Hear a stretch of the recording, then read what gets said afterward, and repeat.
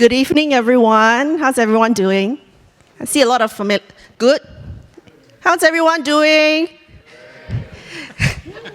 Very enthusiastic crowd today, and we have a very enthusiastic panel who's on stage already because I'm supposed to welcome them on stage.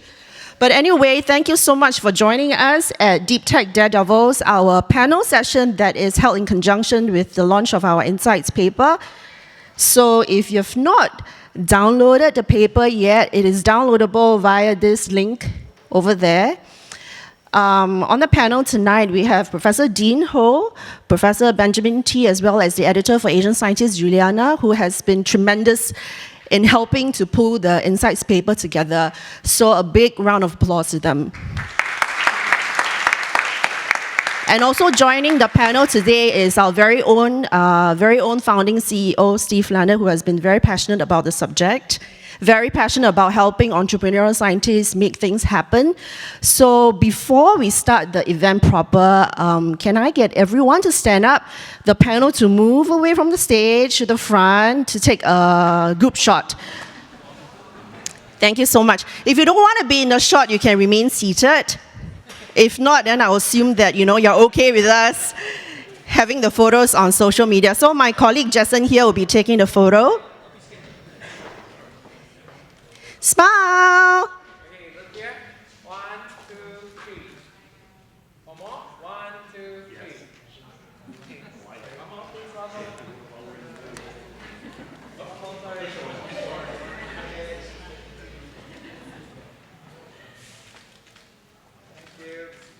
Thank you. So Juliana, the moderator for tonight, will be taking it away. Thank you, Grace.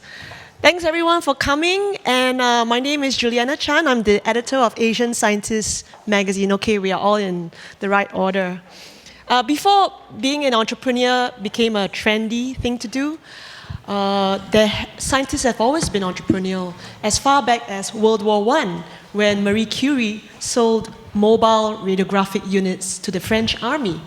And then over time, a new model came about, which was the very big corporate R&D model, such as in its heydays, the Bell Labs had more than 25,000 researchers working on inventions that we now use every day, like the transistor, for example. But today, that has since dwindled to maybe less than 1,000 researchers in favor of a new model, what we now know as the open innovation model, fueled by private investor money, government funding and support, and academic institutions starting to realize that they can get their scientists to work on developing patents, spin-offs, and generate revenue for the university. So as a result, we are now seeing a very strong surge in deep tech entrepreneurs coming out from universities all across the world. And when Grace invited Asian scientists to work on a paper to crystallize some of these ideas, I immediately said yes, because we had been media partners with SGInnovate for more than 2 years now, and I had been tracking this ecosystem for more than 9. So could we find a way to take our institutional knowledge and put it in a white paper that could benefit this community? So our writer, Sudhir Vadaketh, I hope he's here, he worked on the paper with me, and we interviewed 5 individuals who gave us their time and their knowledge. So I would like to first thank Dean and Ben, who contributed case studies to the paper, and they are on the panel. But 3 of them aren't here today, and they are NTU President Subra Suresh, who was invaluable based on his experience as the former director of NSF, handpicked by President Obama during his term. Dr. Howard Califano, director of the Smart Innovation Center. Many scientist entrepreneurs would know him as the lifeline. Without him, they would not have access to such important non-dilutive funding. And then last but not least, Dr. Louis Fee, and Dean of the College of Engineering at NTU. So thank you all 5 of you. Now that the report is out, which I hope you all will download, I think the job isn't completed. In fact, it's just begun. Because how can this white paper then help the community? How can we help you on your journey? So I guess this is where today's event comes about. We hope that we can now communicate with you in the audience, and that I hope that there are some of you in the audience who are potential scientist entrepreneurs who will get a nudge or be inspired by our panelists to start your own journey. So please engage with us during the panel and use Slido to tell us some of your questions. Is there a hyperlink that we can use? So please go to Slido, sli.do, #Daredevils, and put some of your questions online for our panel. I've been told the more challenging, the better. You know, take the gloves off and ask away, all right? Without further ado, I would like to start with our very own Steve Leonard. Please tell us, I think it's a very strange moment today, because Steve is usually the moderator, and now he's in the hot seat. So please give us a little bit of an introduction of how SGInnovate helps deep tech entrepreneurs in their journeys. Oh, it's easy, but I mean, let's make sure that we do talk about more difficult things. I'll give the 60-second. SGInnovate was established entirely to be of whatever use we could to entrepreneurial scientists. Our whole reason for existing is to help raise investment funds, to make sure that we can help with early customer adoption, and to find talent that's important to building a company. Because as everybody knows, you can have great talent, have early customers, have the right investment funding, you can do a lot of great things. If you take those away, or any combination of those away, it's a lot tougher. We don't try to improve the science. We know something about building a company, and so we try to be a decent teammate to entrepreneurial scientists. They do their thing and we do ours, and hopefully it's complementary. We are wholly owned by Singapore government, but we're set up as a private company so that we can stand outside of some of the things that are normally required by government. We have a .com email, we have a .com website, and having previously worked at the Infocom and Development Authority before I set up this, I know the importance of having some of that flexibility, so that's why we set this thing up as a private company. Thanks, Steve. Now I'd like to ask Dean and Ben to maybe give us a bit of like a chapter 1 of your entrepreneurial journey. Maybe what inspired you to be an entrepreneur, A, and B, what is Cayenne Therapeutics, and in Ben's case, what is Privy, or I'm hearing there's a new one coming up. Tell us more about that as well. Hi everybody, I'm Dean. Right now I'm at NUS, and I direct an institute known as the N1 Institute for Health. And a bulk of what we do there is we take in-house developed technologies and we transition them into the clinic for, in many cases, first-in-human interventional clinical trials, meaning they're treatment-related. It's unique because we're using new devices, new AI platforms to prospectively optimize things like cancer care for patients. And so to do that pre-company is unique, but we'll talk about it more in a little bit, but we leverage this unique innovation and regulatory ecosystem to do that. And so we do want to scale what we do, and that's why we started Cayenne Therapeutics. And we started Cayenne a couple years ago out of LA. Now I've moved here, I've been here for a year. We capitalized fully about 18 months ago. We're backed by founders of Kite Pharma. For those who know Kite, CAR-T, acquired by Gilead for about $12 billion US. One of our other backers is Ratan Tata himself, because we are developing new infectious disease agents for things like tuberculosis, as well as some founders of big CROs, because a lot of our work is clinical in nature and we're innovating in that space as well. The simple answer to why we started Cayenne was to harness our AI technologies to make better drugs faster and in a more inexpensive fashion, to boost accessibility of these therapies to patients while dramatically outperforming standards of care. And we can do some of that in the university, but if we really want to inflect and scale what we do and help a lot more people than what we're doing right now, we needed the support and the expertise and the resources to branch out. That's why we started Cayenne. Ben, please. Yeah, sure. Thanks, Juliana. Great introduction. My dean is actually my boss, so he didn't let it out. So I'm also associated with N1 Institute. So I'm Benjamin T, and I am currently assistant professor in NUS, where I'm kind of working on the intersection of engineering, medicine, and science to create sensor technologies for next generation robotics. Previously, I have graduated from Stanford, caught the Stanford bug. So if I definitely want to be an entrepreneur. So that was my entrepreneur phase, and I decided that I didn't know enough. So I decided to take up the Biodesign Fellowship, the Singapore Biodesign Fellowship, which is a one-year program that trains engineers or scientists on how to develop medical technologies and bring it to market. So I graduated from an entrepreneur to an entrepreneur through the program because we started Preview Medical, which addresses a huge unmet need, and we have already done a 200-patient trial in China. We've got FDA clearance. And I decided that I wanted to do more, and so I'm back in university. Like Dean said, being in a university provides a very rich environment to access talent pool and also to come up with some of the crazy ideas and implement them. So along the way, I met Steve. I don't know how I managed to impress him because he's extremely selective. But we chatted, and he said, "Well, why not tell me about what I do, right?" So I decided to tell him things about some of the technology we're developing, and we are now partnering on a very exciting project. It's still under stealth mode, I think, but just keep a lookout for it. The idea is to develop robotics and prosthetic devices that can have human-like performance. So that's a short spiel of how I moved from entrepreneur to entrepreneur, and I'm actually moving to the next phase, which is a serial entrepreneur, and I hope there are some of you here as well that are willing to share your stories. But please get your questions ready, because one of the biggest challenge I face, in a university coming from US is that people don't have or are unwilling to ask questions. So please get your questions ready so we can actually have a much more interactive session.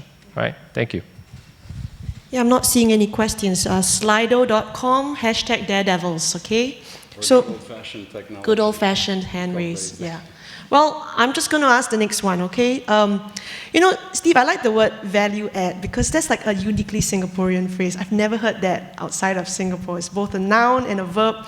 I want to know, besides some of the things that we hear you do about, for example, investment and providing an accelerator, what are the things that we don't see that SGInnovate value adds to the entrepreneurial science community? I write about it, but tell us more. I mean, in a nutshell, just to sort of go back to where I was a second ago, we see a lot of what our responsibility as being includes promoting and selling Singapore.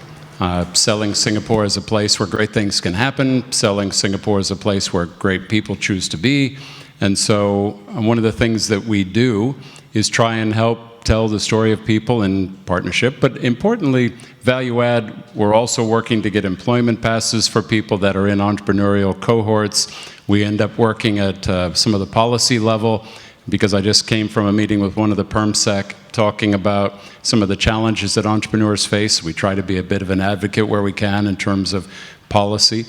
But more than anything else, we see our main mission is just trying to keep helping scout and look for ways to be useful to entrepreneurs. The important point, and I was sharing with Juliana, I've now lived in Singapore 18 years, so I think of it as us as opposed to something different. What we need to do more of is be courageous and confident and curious, which is it's okay to talk about things that we don't know how to do. I think it's more exciting to talk about things that we don't know how to do because there's inspiration and aspiration.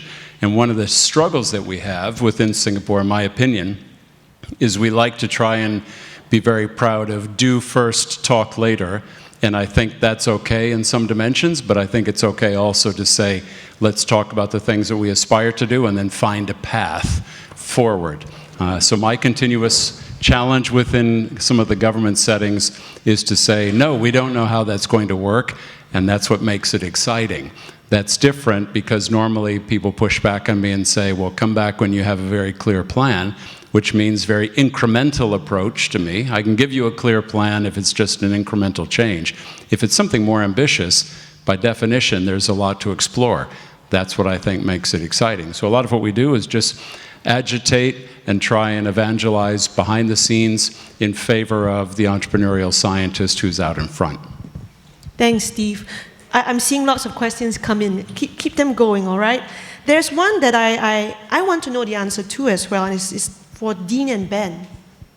So Dean and Ben, how do you handle being an academic with academic endpoints, KPIs from the university, and also running your own startup. How do you split your time and juggle between those roles? I know both of you are parents too, so feel free to talk about work-life balance as well. Great question. You know, I think that's a unique attribute of N1 because almost 100% of what's happening there now is clinical in nature, right? And so, of course, logistically, we have a lot of agreements worked out between how we deploy our technology for research purposes, as well as how we deploy it for corporate purposes as well. And so I think there are very clear paths of how to split that up. But I think regardless of whether it's via the company or via N1, what's unifying for all of that is the ecosystem at NUS, for example, with regards to the ability to bridge innovation in-house with clinical validation, right? The environment is set up there such that it makes it it's very catalytic for us to be able to take what we've done, speak very openly with clinicians, easy access to clinicians, coupled with the regulatory ecosystem as well, which is good for both the academic side and the company side as well. We just initiated a clinical trial using our AI platform to dynamically treat blood cancers in patients prospectively. And when that happened, I was on the phone actually with this guy who, he was the first person to execute a deal with us. He was with Gilead Kite. And back in the day when we presented him with the proposal on behalf of Kayan, he shoved the paper away from me and he said, this is a non-starter, right? Our company does not pay for this type of work. And flash forward about 2 years, he actually ended up joining Kayan as one of our advisors. And when I told him about this trial that we had set up at NUS, he said, you know, Dean, this is the first trial of its kind in the world. And his job, by the way, was to design clinical trials for some of the most innovative pharma companies in the world. And so when we think about how that unifies academic and corporate innovation, that's why we're here. Right? I'm born, by the way, for those who don't know, I'm born and raised in LA. I never thought I would leave LA. And when that happened, I moved to Chicago to start a career at Northwestern, right? But after Northwestern, I got a job back in LA. And I thought, I'm done. I'm in LA, you know, tenured faculty position. By the way, I lived 8 minutes away from Kayan's headquarters. From Kite's headquarters. And they were one of our biggest partners at the time, right? So all I do is hop, and there was never traffic on that road, which is rare in LA for those who've been there. And suddenly I now live in Singapore, right? And so that's why, to get back to the question is, you know, how do you balance between the two? In my opinion, for what we do, it's actually quite straightforward here. It's just a contact sport. You got to talk to a lot of people. You have to talk to them often. You know, come with all the data that you have. Be open to criticisms. Be open to change and what you thought would be the best application of your technology. Be open to being grilled by the regulators. Be lucky that you're even able to talk to the regulators, right? Full contact sport, whether it's academia, whether it's industry, you can make it happen. Great. So for me, personally, I think entrepreneurship and being a scientist or academic is pretty much both sides of the same coin. Actually, as an academic, we are really privileged to actually not see work as work. I personally have a lot of fun in my work. So the way I think about it is they're the same thing. And what's really defining being an entrepreneur or a scientist is, like Dean said, context of curiosity, right? I think for me personally, I'm a very curious person. I get bored very quickly. So when you have this kind of curiosity, it naturally lends you to try to understand the world a little better, and science is a good way to do that. But then when you realize that you have understood something and you want to share it with the world, how do you do that in the most effective way that can impact lives, right? What Dean's trying to do, create a platform for drug dosing, and these things save lives, right? And so when you have that knowledge, you don't want to keep. I personally don't want to keep it in the university. I actually want to bring it out. And so for me, there's no difference between an entrepreneur or a scientist. I mean, frankly speaking, once being an academic, you would have to raise funds. You would have to sell your work. You have to publish. Actually, many of these things can be applied in the entrepreneurial domain too. So for me, there's no difference. Whether you mentioned about work-life balance, fortunately, my wife is a scientist too. So that also helps a little bit in terms of being a bit more understanding. But frankly, for me, I work 24/7. I really enjoy my work. I probably dream about my work too. So, Ben, hold that thought. I mean, I think what this person is asking, and if I may elaborate on that, I think they are also asking about, not philosophically how you think about academia and entrepreneurship, but like logistically on a day-to-day, like where are you? Are you in your lab in NUS, or are you some other, Block 71? I want to know those kind of details. How do you Right, so... budget your day? So it's a moving scale, right? So it really depends on the needs. I'm actually more at SGInnovate quite a bit when I'm trying to move your technology. So your startup is here, is that right? We have conversations. I have we were actually blocks. I was A-Star Central, because it was a spun-off out of A-Star at the beginning, Preview Medical. So we licensed the technology and we actually brought it to trials. And again,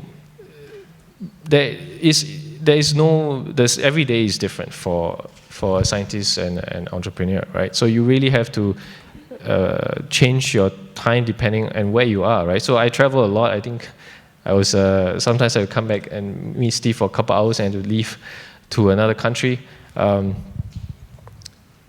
I don't know if that helps. Like a so fluid logistically, it's challenging, definitely. I was going to just jump in really fast. Yeah, like Ben said, there's no 2 days are alike, but you should certainly be prepared for crazy days, right? Sometimes I'm in the hospital like for the entire day. Some days I'll pop into here, I'll pop into there. Sometimes if we're going to execute a deal with a company, then I'm spending some real time sitting face to face with either it's a CEO, a CTO, or whatnot to do that. But and on the topic of work-life balance, last Tuesday I was in San Francisco. And I was working on something on my computer, about to shut it down for the day because I had to catch an early flight next morning and come back to Singapore. I've got 2 young kids, they're 6 and 5. My wife, some of you may know, she recovered from quite a serious illness after we moved here, actually. So she needs her rest. It's about 10 o'clock at night. I'm gonna watch some Netflix just to hang out for a little bit before catching a flight. I get this email that requires immediate action. And I'm suddenly, typing on WhatsApp with colleagues, and that's academic. And then suddenly I get another WhatsApp from a clinician at Tantok saying, and we're starting to prospectively treat an advanced cancer patient there. And that one's not something I can WhatsApp over, so we're like, hey, we got to do a call, right? And so, but everybody's asleep, and if I wake my wife up, healthy or not healthy, she's gonna kill me, right? And so, I hop into the bathroom of this hotel, which fortunately had these newly renovated massive shower doors. And so I'm standing in the shower with a towel thrown over my head to mute out the sound while giving a dosing recommendation to an oncologist in Singapore. And Theodore is part of the company, standing in the back. And after we're done, I'm like, Theodore, picture me, standing in a shower with multiple towels thrown over my head, some of which was spent messaging you at the same time. You just got to be prepared for everything, right? And that one instance was academia, company, and work-life balance all in one at the same time, with a patient's well-being in the balance based on one of those calls. So just not for the faint of heart, but it's certainly adventurous. Thanks for telling us that story. I'm glad I asked that question. Now I cannot get that out of my head. So, that's a question that 7 people have upvoted. I think this is for Steve, certainly. The gestation period of medtech and biotech products is quite long. It's rather long. How do you convince VCs to invest in you when you need to do a clinical trial? So I think the other way of looking at it is, how can they convince you if they are a biotech and medtech company with so much to do? I guess that's part of the reason that we exist is a lot of VCs will say, and I'm sure many of you have had the experience, call me when it reaches this stage or that stage, because that's when I get involved. And part of what we see our very reason for existence as being is to believe in the individual, believe in the ambition, believe in what's taking place, and then to get behind that in real terms. So get behind it as in be an investor, and also to do everything we can to persuade other people to be investors. So there's a quantum computing company that's a spin out from CQT, Center for Quantum Technologies, We believed in the individual, we believed in the team, we believed in what they were doing, but it was hard yards to find people that wanted to invest because they see it very much as still research, not as something which can be built and monetized, and that's probably true. And so I would use the example, it's not dissimilar to the horizon of time for medtech. But we ended up putting in a significant amount of money for the reasons that I mentioned. Believed in the people, believed in what they were trying to do. And we called and badgered people to get behind the round with us. So we tried to lead from the front and then pull people with us until there was a sufficient round raised, and then off we go. And we're doing that right now, depending on your definition of medtech. We have a device company with which we're now approaching clinical trials. We have several teams that would define themselves as medtech that are somewhere in that intersection of software and hardware. We have a robotic surgery device that we're also behind. So we're believers, and that's part of the benefit of being owned by Singapore government, is we hope to define patient capital, and we hope to work with enough other VCs that see the benefit of being involved with us because it's important. So our whole belief system is the world has enough restaurant reservation systems and bike sharing apps, and those have turned out to be great money makers for some people. We still believe in the importance of technology as positively affecting the human condition. And so we want to be involved with people that want to do that. I mean, this is actually linked to that question. It's still for Steve, of course. Why invest in these sort of deep tech companies? Shouldn't a VC be focused on a tech that can generate income, revenue? Sure, and we would hope to be investing in companies that go on to be profitable. I mean, counterintuitively, some of the most highly valued tech startups are those that are hemorrhaging cash. So there's nothing that says that those are logically linked. Companies that are taking investors' money and then handing it to the consumers in order to build a big platform. And as long as more investors are willing to do that, and now that SoftBank has talked about Vision 2 and in excess of $100 billion on top of the first $100 billion for Vision 1.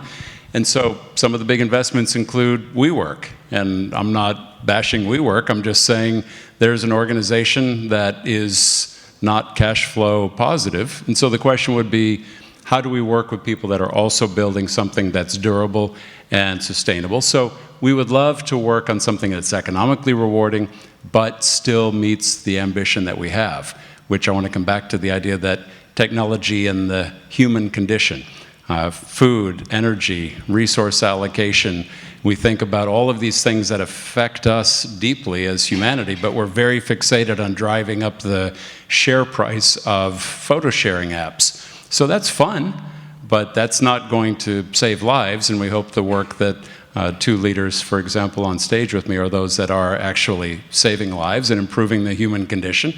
And that's what we're here for, is to be an investor and an advocate for people like that. Thanks, Steve.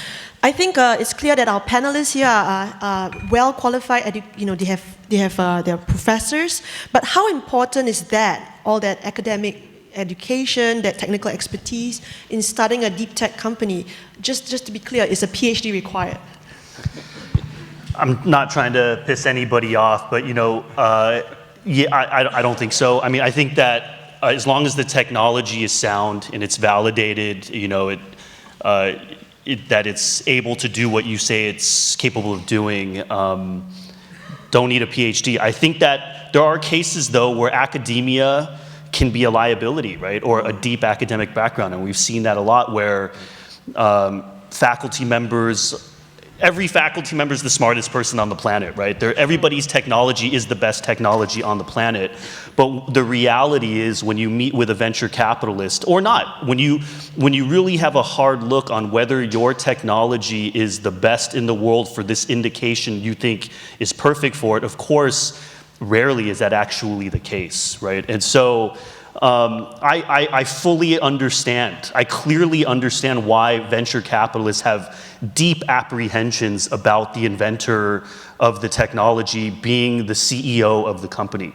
It's not that it's never happened, right? Certainly it has happened before, but the language of commercialization, the language of building partnerships with, if you develop an AI platform or you develop a new drug, your ability to partner with a pharma company or with a food tech company, at that point, the innovation really becomes 1% of that discussion, right? It's baseline that your technology's got to work. But after that, can you really work with these companies to build a partnership that's profitable for them and profitable for you? And the reality is that's how you actually scale your technology and help people, right? But at that point, if you find out that your technology, which you thought would cure cancer, might be the best technology ever for inventing the next Impossible Burger, right? Which is really actually going to help or benefit a lot of people economically, can you stomach that, right? And the answer is I've seen both. So I vet investments for multiple VC funds. Right, and it's very interesting and I know academics, I meet with academics, and you can already tell right off the bat, if you suggest to them and say, hey, actually I think your technology might be better for this, they'll blow up at you, and you know what's gonna happen. And I'm on the other side at that point. I understand they've spent 40 years of their life working on this thing, but really at the end of the day, the goal is to inflect, the goal is to help people, the goal is to turn this into a company. And one thing that's often forgotten in entrepreneurship is at the end of the day, you have to make more money than you spend, right? Now the thing is, in academia, I've done it before too. You make a slide deck, and you can say $50 million has gone into the development of this technology. So my valuation's $500 million because 50 million's gone. I'm giving you a bargain. I'm valued at $500 million already, right? But look at the genesis of that 50 million. Probably all from federal funding. That money was built to go down the drain, right? It was put in place to go down the drain for good. And that's a good thing, it's fine. It was there to innovate, it was there to help advance knowledge. Getting $1 out of a guy's pocket, that's their personal money, and figuring out a way how you're gonna quickly turn that into $10 is a totally different ballgame. And at that point, academia is out the door, PhD is out the door. Right? If you can figure out a way to convert, and it's not valid. In my opinion, it's valid technically to say 50 million was put in to back the technology. That means there's probably something there technologically. But how do you take it all the way to the next level? That's 99% of the remaining roadmap. Right? So this is an area where I think academia is good maybe to help develop the technology, still not required, but when it comes to really transitioning that out, I don't think it has to be a part of the equation by any means. Right. So Ben, you were on the Stanford Biodesign program. Tell us, is the cohort, are they all PhD? Are they all PhDs, or are not all of them PhDs?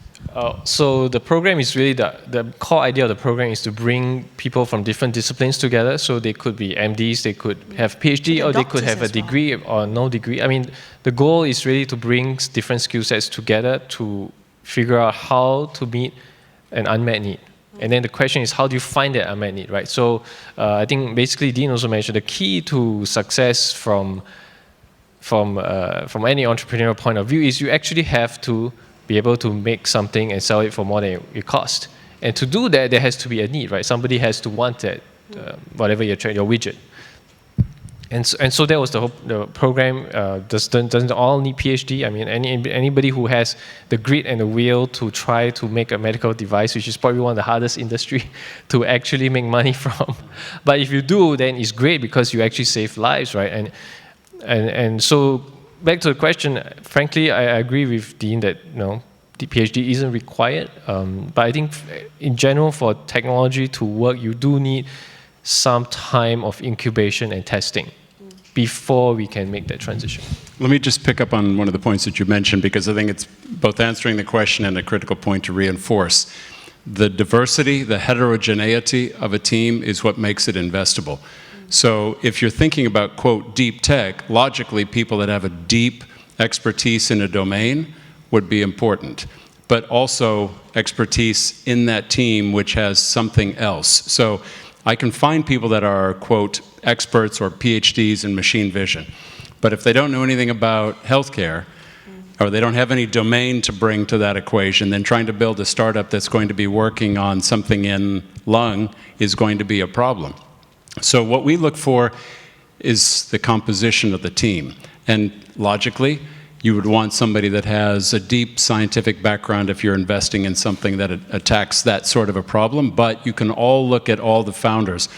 Mark doesn't, as in Mark Benioff from Salesforce, doesn't have a PhD, and he's a multi-billionaire. Zuckerberg, same thing. Ellison, same thing. Michael Dell, same thing. You can go on down the list. So it doesn't, now you can argue, okay, are they deep tech or not, but then you could still come back and say, the important thing is not whether you have enough of this or enough of that, it's the diversity. We have plenty of startups that have PhDs as founders.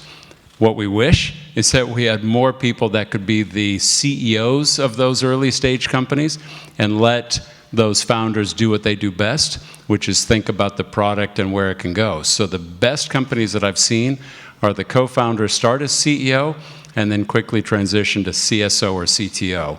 And then they get somebody that knows about the blocking and tackling to be the CEO. That's a winner. Thanks. So what I'm hearing is that a technical expertise is important, but it's important also to build up like an Avengers team. All of you have tackling one area of the company, I'm hearing.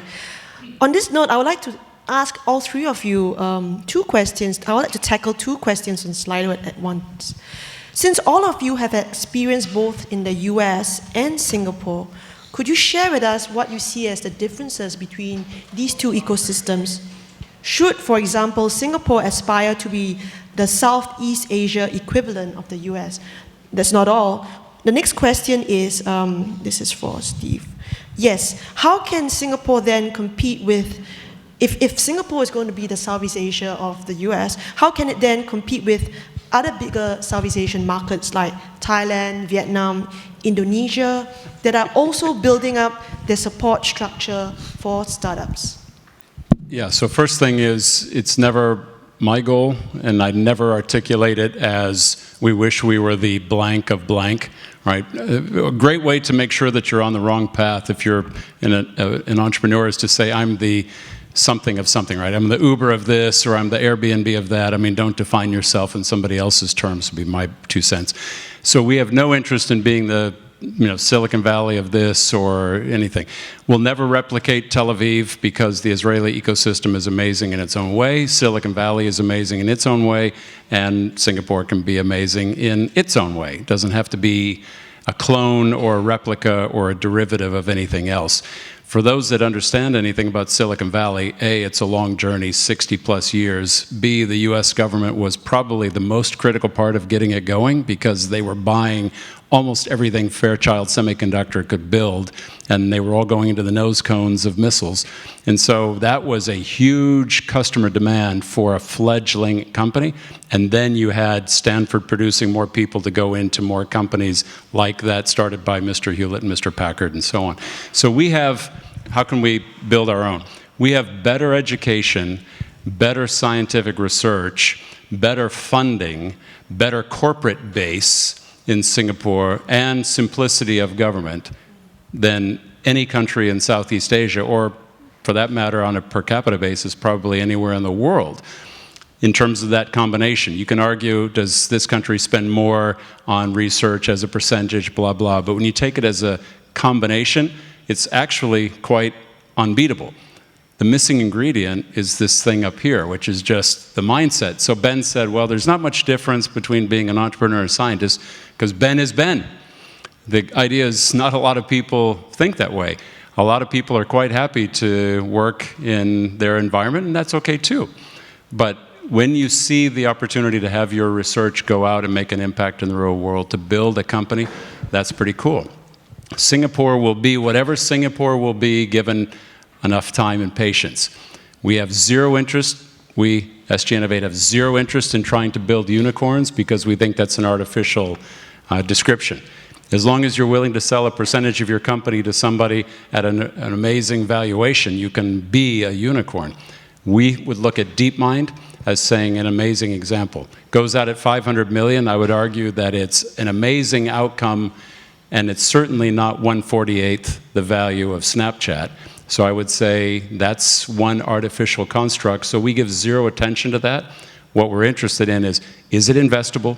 Do more people want to buy what they are aspiring to build? Do more investors want to give it the runway and the time and the support that it needs to become amazing?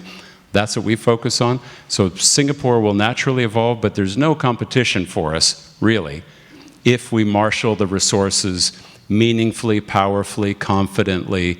That's our biggest challenge. Confidence, curiosity, courage. Maybe just Dean to Yeah. take this question since you just moved recently. Yeah, I'm going to focus on one thing, which is the regulatory system I briefly alluded to in the beginning. And so we can innovate all we want, especially in our space, but we need these resources like the regulatory system to meet us halfway or even earlier and to help carry us past that finish line. And I'll give you specifics. And when I say regulatory, it's HSA, MOH, but also even on campus. I was here during week 1, and I was opening a bank account at DBS, which if you don't do it right and text to get your queue number, it could take forever, right, to do this. So I'm sitting, which by the way, it ended up taking like 3 hours, right? And so I got an email from a hospital and patient in Taiwan, and they needed what amounted to become an emergency IRB to be done so we could work on this patient. And so I called Theo in the back, and we spoke to the IRB at NUS. And after we got everything together, we ended up getting approval. We sent off the IRB at 6 p.m. that day, and we got approval for it at 10 in the morning the next day, right? That's unheard of, all right? So that's university level. And in these cases, these patients really need access to some of these dosing recommendations, so on and so forth, and it's life and death. Not long after that, one of our clinical collaborators set up a meeting for us with the HSA to talk to the personnel there about how we do the clearance process for interventional AI. There's not a lot of interventional AI in the world, right? We know AI, a lot of it's for diagnostics, so on and so forth. And when we did this meeting, the people who show up are the ones that ultimately make the decisions. Right, and it's like a PhD defense all over again, right? They're asking you every question they have, rightfully so, and it's not a scenario where they say, "Look, these are the hoops, you got to jump through them." It's if we don't have an answer yet because this is pretty new, and if you don't, and you're asking us what to do, let's learn together. Let's figure this out together. And one thing we brought up was statistics, right? When we do a lot of this N of 1 individualized care, there's no point if I do 10,000 people or if I do 20. Everybody's unique from each other. A standard p-value is not a valid measure of outcome. What do we do? So we presented them some new statistical methods or adjacent statistical methods that we think are valuable for this. And they were very receptive. And this all culminated ultimately, thanks to Theo's hard work, we have a Class B certification for an interventional AI platform. Right, that's very unique. That's unheard of. Now, in terms of difference from the US, I don't have an answer from that on the US side because I'm still waiting for an email back. No joke. It's been a couple years. I'm still waiting for an email back, right? And then we sent, they gave us a list of 50 people. We emailed the 50 people. It turns out to be this 51st person who we should contact. You contact them, no answer. This doesn't mean the FDA is not good. That's not what we're saying, but it's overloaded. And even then, we're talking about first-in-class types of trials. Right? Singapore is agile. Singapore is engaging. And again, they're willing to make that contact with us and find answers that they don't know as well, right? And so it's got to be collaborative, and that's a huge difference. And the ultimate endpoint is people's lives will be saved, right? Thanks. I would like to continue on the point of regulatory approval. Given that all of the publicity surrounding Elizabeth Holmes and Theranos, have you noticed any shift in health tech investor risk appetite as a result? Has anything changed for you in terms of the way clinical trials are approved here and in the Steve US? might be better. I think maybe. Yeah, I mean, I vet for VC funds. I mean, we're always, very careful with what we evaluate. So I don't think it's really changed. Everybody has a high bar, especially when patient welfare is concerned. And so as long as the fund's advisors maintain that stance, No, I mean, I guess the question meant, are you getting more regulation piled on you as a result of what has happened? I don't think so. I think that the burden of proof to the regulator has always been high, right? Certainly, are there more things to think about along the way? Absolutely. But in terms of the policies that are set forth, and at the end of the day, we're interventional. So a lot of what we look at, we're actually writing new advances in the policy and how regulation's done in that anyways as we move along. And so as long as the regulators, as long as the stakeholders are open to dialogue, we're okay. But I don't think I've seen a huge change or shift in that. Okay. I'm sure in the audience we have many potential budding entrepreneurial scientists, and many of them want to know, when did you think or know that your project or idea was ready to be shown to potential VCs? Since Ben has something cooking, he could tell us what was the ideological process. Well, actually, okay, so it really depends, but my sense is depends on what, right? What's important is depends on what. I think if you feel that you are adequately protected, I think you could definitely, the answer is to talk to somebody as soon as possible. And if you don't have any idea, it's also good to talk to somebody as soon as possible, then you can get ideas. No, I'm actually serious. One of the biggest challenge to trying to do something is you're hesitant to even ask a simple question, or ask what do you think of this, right? I think, and for most people, that is sort of, especially in Asia, I find that there's sort of the kind of attitudes is like, oh, I'm afraid to be wrong. So for me, I always just talk to people. But you have to be smart. If I'm protected, I don't share with my secret sauce, it's fine, right? So you have to be smart, but the idea is always talk to people as soon as you can. And don't be afraid to do that. For us, so before we raised a penny, by the way, we had a fair amount of clinical data. We finished a trial with liver transplant patients at UCLA. We're using our AI. We were able to discharge them on average about a month earlier compared to standard of care. So for those who are unfamiliar with the US healthcare system, 1 day at a UCLA ICU is about $20K USD. All right. So if you're discharging on average 30 days early, you're saving at least $500,000 in cost of care. And even for that, there's a clear value to that. But for these patients that are immunosuppressed, you're actually getting them out of the hospital faster, where they may be exposed to community-acquired infections that could kill them. Right. And so we saw, at the end of the day, when you're going to start a company in health tech, med tech, you have to know who's going to buy your technology in the end. If we're cutting costs of care by $500,000, that's going to work out. And that's when we started talking to prospective investors as well. And that's when we really started to learn about how to properly start a company. I think it will work best with some whiskey, but a lot of them want to know a little bit more on the emotional side of an entrepreneurial scientist. And I think maybe Dean can start. How did you, could you share with us one of the lowest points in your entrepreneurial journey? Maybe how that felt, what was the biggest mistake you made and how you got out of it? And maybe on that note, tell us how you handle in general rejections, disbelievers, naysayers. Very quickly, it took us a while to raise our first dollar. And of course, I'm an academic. Everybody's technology is the best technology in the world, right? So when we had a hard time raising that money, our first thought was it must be their fault. They don't get it. Right? They don't understand what we're doing. It's their problem. But we quickly started learning that, again, the language of commercialization. I'll give you one example. So we had a company with which we ended up having a great interaction and executed, co-development project. Was, as engineers, any engineers in the audience, black box is a very popular term for engineers. If you're an academic engineer and you develop something that's a black box platform technology, that's the best thing on the planet, right? Best thing ever. You can't go to a pharma company and when they say, hey, how does this work? You're like, this is a black box, right?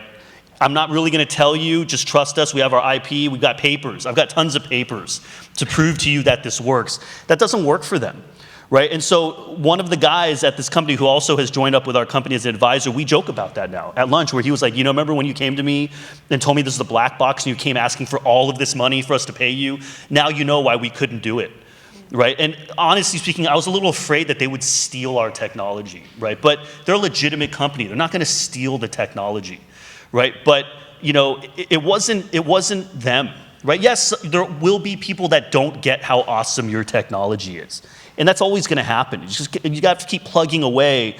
But a lot of it was us, too. We weren't properly communicating how we could help that company do better. Right? And we've learned a lot since then. So, you mentioned Ratan Tata, Kite Pharma. How long did it take you to get to that point where they actually wrote you a check? Kite was about 2 years. 2 years. Tata's quite a bit faster. And that's the whole thing. Anything can happen, right? So Kite, we thought we had people from Kite helping us out, but that took 2 years. And I was on vacation at one time. One of their super high ups scheduled a call because there were still a lot of doubts. And when I called in, they were like, "Who is this? Like, why are you calling me?" And I'm like, "Hey, we had a call scheduled, for a while." And so it went through a lot of ups and downs, but it ended up being awesome, right? 2 years. But did you then pitch to many other VCs, or did you We've pitched to tons of home run? VCs. We've touched, we've pitched to many pharma companies, but Kite 2 years, right? Of back and forth. We thought we had something, and then suddenly, we had nothing, and then we had to start all over again. And then with Tata, this was funny. I joke with our legal counsel that I met with him in LA. We spoke on the phone. We emailed a lot of files back and forth, and then one day, they sent us an email saying we would like to have a phone call with you. And I joked with our legal counsel, "Hey, what if they're going to call and say, hey, we're in?" And we're like, "Nah, that would never be that easy." And so, no joke, we thought that it was so not going to be that we had a lunch meeting at Vivo City. I happened to be in Singapore. I hadn't moved here yet. We're at Vivo City where it's super noisy because we thought that this call would be something like, "Can you send us more files," right? And then suddenly they were like, we're all hands on deck. All of Tata's people were going to be there. And so we had to cut lunch short, run home. We settle into one of our apartments at the time. And they call in and they're like, "Hey, we're in. Where do we sign?"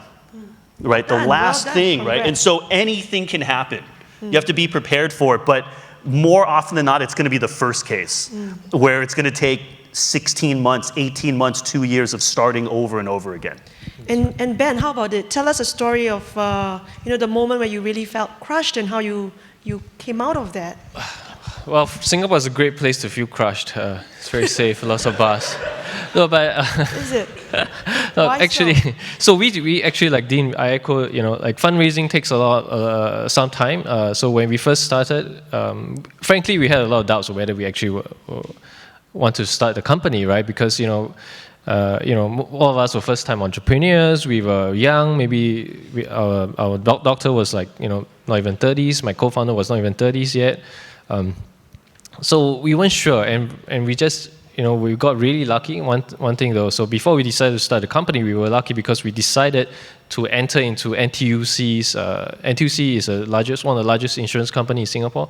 They had a startup competition for 100,000, no strings attached.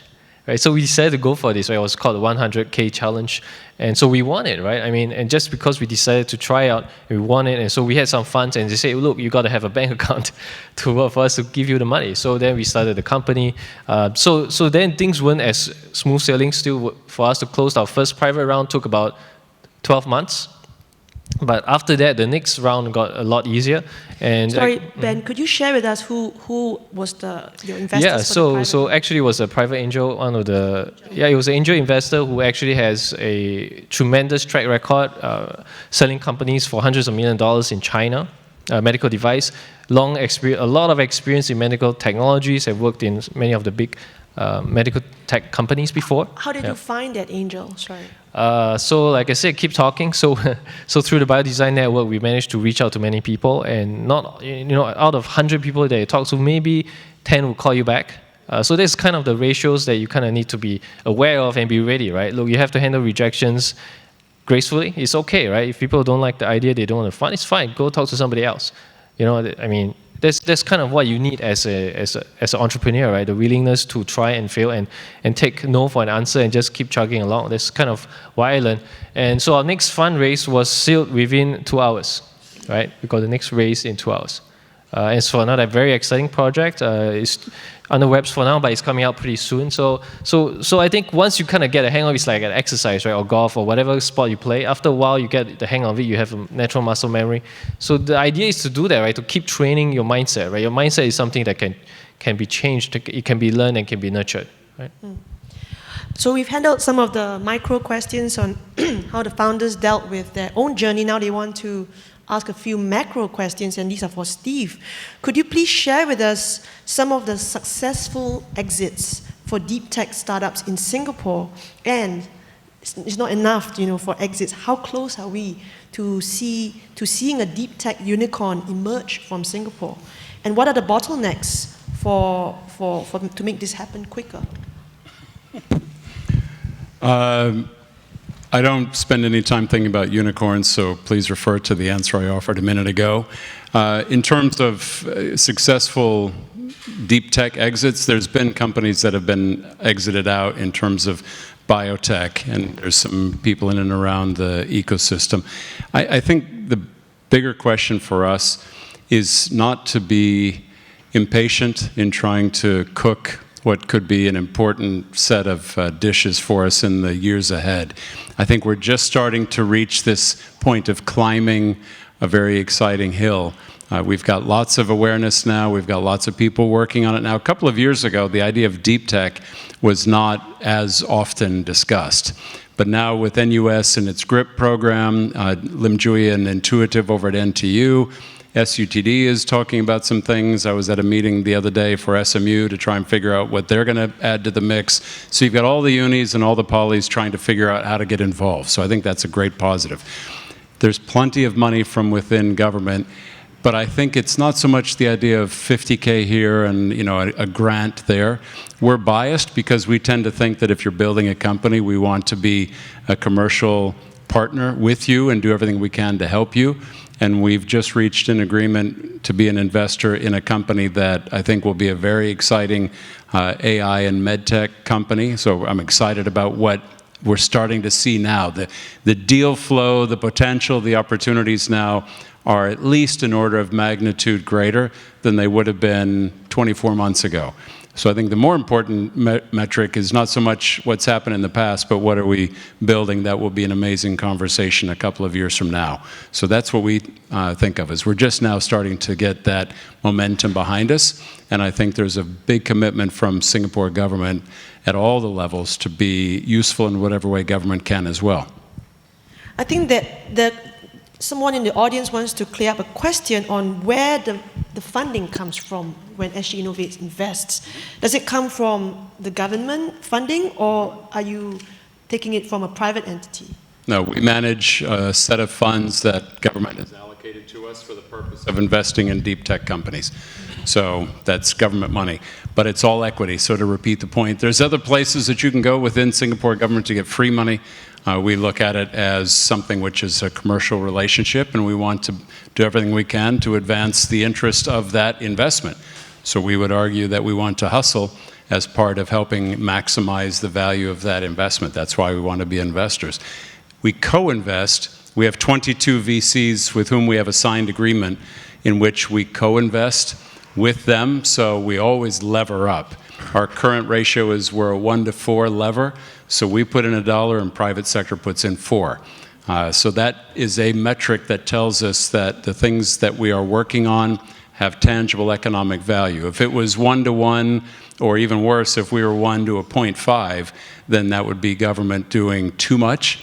If we're at 1 to 4 on our way to 1 to 5, then we think that tells us that the private sector is encouraged by what we're doing. And we try and make that extremely attractive to the private sector by saying, we're going to work our tails off to be helpful in every way we can to maximize that investment, and you get your disproportionate share of the benefit, because we're frankly putting in a lot more hours than you are, but we need the private sector leverage, so it's a win-win. Thank you for clarifying. I think we've spoken a lot about entrepreneurial scientists, who they are, but a bunch of you want to know as well how, for the rest of you who aren't the entrepreneurial scientists, how can they join you on your journey? So I guess the question is, for those who are not able, not ready to found a deep tech company, what is the best route to work for one? And how can they be a co-founder? Must they also be scientists? So I'm going to jump first, and then you guys answer for yourself. So anybody that's interested in trying to be a part of building a deep tech early stage company, it's easy. Reach out to SGInnovate, because we've got right now almost 60 companies in our portfolio, and we are hungry. There's not a single company that I know that wouldn't love to add amazing people to their team. So it's just a question of whether it's the time and the place and the competency that's the right fit, And if it's not now, I'm sure it could be soon. But we need people, and without sort of giving specific names, we've met with founders that are looking for skilled people to help grow revenue. I mean, as much as we like to talk about science, if you're not selling whatever you're building, you're going to be out of business. And so I've worked with lots of great founders that hit the wall because they were so focused on iterating their product continuously and never actually got to a positive revenue stream. So if you're in biz dev, if you're in corporate communications, I just had a founder approach me looking for a leader for talent, as in HR. They've now scaled from 2 people to about 75 or 80 people. They need someone to help them now with company culture. We have people that are skilled in product marketing, as in a technical way of describing the product. So it doesn't matter, and I think one of the key messages for now is it takes a lot of people to build a company. Larry and Sergey didn't build Google. They've started Google, but there's hundreds and hundreds at the early stage and now tens of thousands of people that built Google. And so we need all kinds of people to be great early additions. So could be 2 co-founders, then we need lots of other people. Please don't think of that as a limitation. If you're interested, we've got tons of opportunity looking for great talent. I was just going to say that if you're willing to undertake many different types of tasks at any given time, you could do very well in a startup. You know, we've got Shane in the back from Cayenne who is developing investor slides, you know, outreach materials for prospective partners, and then he's screaming down to downtown to get t-shirts screened, right? For another event that we're doing, you got to be willing to try all kinds of stuff. My wife had a fashion label that she started, and at one point I was on the ground stuffing goodie bags for people who sit in the front row, getting yelled at by like a 19-year-old to like get out of her way, right? And so you got to be willing to do a bunch of stuff. And I'll give you one example there. So I vet for a fund in Hong Kong.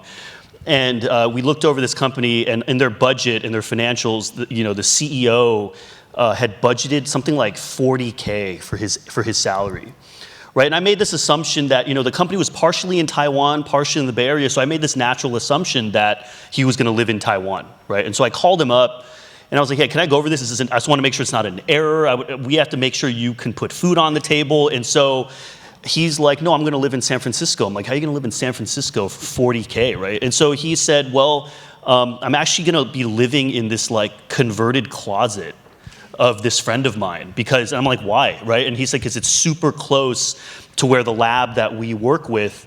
And speaking of PhD, non-PhD, he actually, very smart guy, developed the technology, didn't finish the PhD to start this company. And he was like, I'm gonna live in this closet because it doesn't cost me anything. So I'm gonna pay $200 a month to my buddy to live in his closet, but I'm gonna be 5 minutes away from where I need to get the job done, right? And so talking to him, this guy was game to get his hands dirty and really get into it.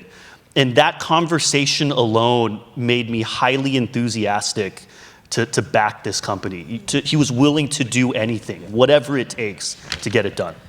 So we only have time for one last question. It's 6:30. It's going to be a short one. I'm just going to ask all 3 of you to tell me, what do you think? Do you think an entrepreneurial scientist is born, or can you nurture one? Well, frankly, for me, it can be nurtured. Again, like I said, curiosity is kind of innate in every single one of us. I mean, as a kid, when you grow up, you notice I had just a nephew, a new addition to the family. So you can see them very naturally curious, right? So the idea is, don't let this curiosity flame die as you age. Actually keep growing it, and actually make it stronger and stronger, because that's kind of what makes you willing to try and fail, right? Because you're naturally curious. And if you look at children, they fail all the time, right? But still, they learn and they improve.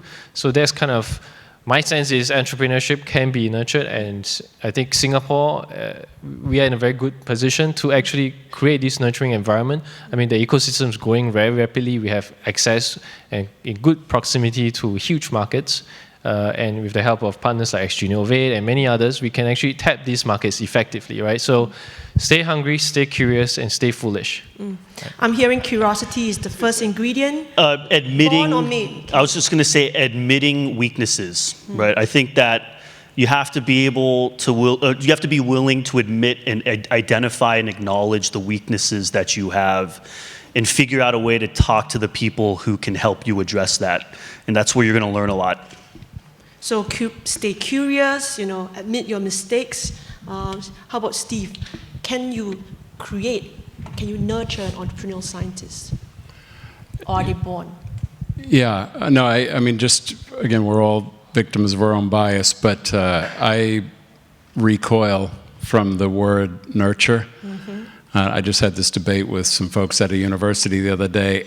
I know we use it a lot. My view is it's great to encourage, it's great to challenge, it's great to enable, whatever words you want to pick. To me, I think about nurturing my kids. For you, I don't want to nurture you. I want to try and be useful to you. I want to try and provide tools that might be complementary to what you have, et cetera, et cetera. So I know it's a wordsmith thing, but I just think it's also a mindset.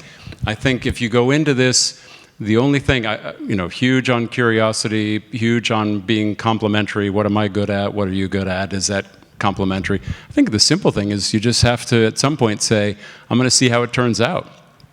I just think that we have a lot of this, if I plan it properly, if I analyze all the variables, I can really mitigate the risk, and I think there's a dimension of that. But at some point in time, I think you do have to have a bit of the, we're going to put a man on the moon safely and return him back to Earth by this date, right? There was a defined date, there was a defined mission. Everything else was, don't know, got to go figure it out. And I think we spent a lot of time trying to figure out all the little fine points. At some point in time, you just have to go. And that's where, if you've made any decision at all that sounds like, I think I'm going to give it a shot, the opportunity cost is either high, which is if you don't do it, it's going to become harder as you have more commitments later in life, or the opportunity cost is low, which is, hey, I'm just going to get out there and see how it goes, and a year from now, it'll either work out or it won't. When I joined Singapore government out of the US tech industry, there was a lot of downside to leaving US tech because there's a lot more equity and a lot more upside, but I was interested in learning, so back to curious. My view was, hey, if it doesn't work out, I can go do 15 other things. And so it did work out, and I'm thrilled to be able to continue to be a part of Singapore government 7 years on, but I didn't know at the time, and neither do you. But if you've decided you want to make that choice, there's people that want to be useful to you. And that ties in very well with our theme, which is you have to be a daredevil if you're interested. And our time is up, so perhaps you can approach our speakers at the networking session to find out more. Thank you very much for your time today. It was my pleasure. Good evening.